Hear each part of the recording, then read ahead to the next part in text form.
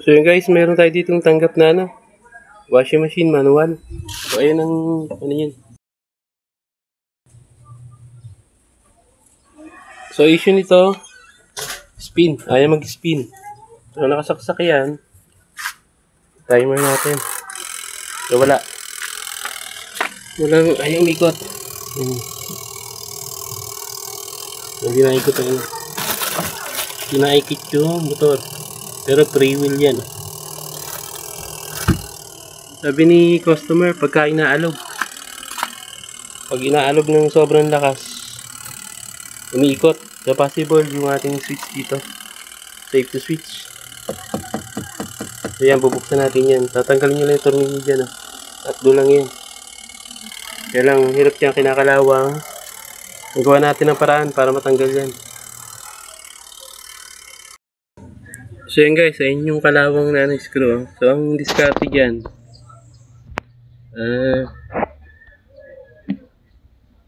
painitan nyo ng soldering iron. So pag mainit na, saka nyo pihitin ng plies o kaya ng long nose. So initan natin yan.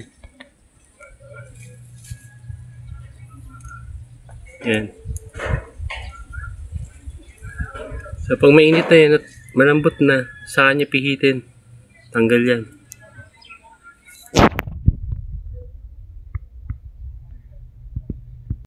Na mainit na yan, medyo uga-ugayin nyo yan. Pag nakita nyo medyo nauga-uga na yan, saka nyo pihitin ng ng long nose. Bibilisan nyo lang kasi lalamig. Lang, pwersa lang tayo. Ayan. Ayan o.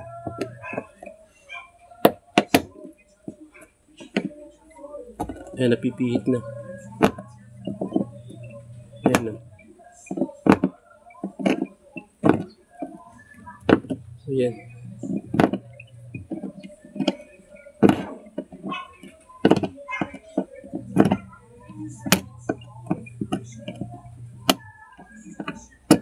Okay na, tanggal na. So, ganun lang.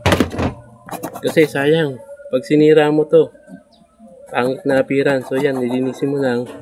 Palitan mo ngayon ng bagong screw. So, okay na.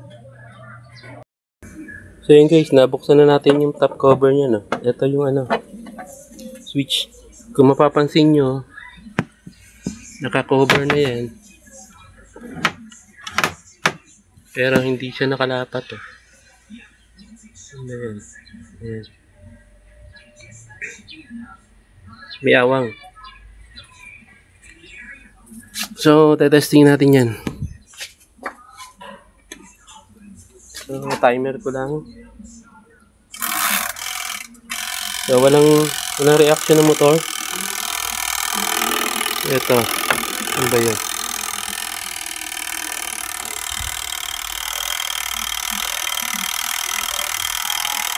So, yan.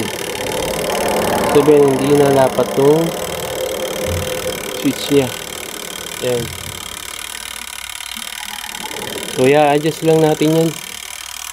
Kasi nawala na sa original na forma. Tapos, linisin mo natin itong yung nakaibabaw niya. No? Sobrang dami. Guys, okay na yung ating nire-repair na spin dryer nitong Duratec na to. So, ayan, tetesting natin. So, ayan. Naikot na. Ayan. So, working na yung switch niya. Ayan na. So, hanggang dito na lang guys. Salamat.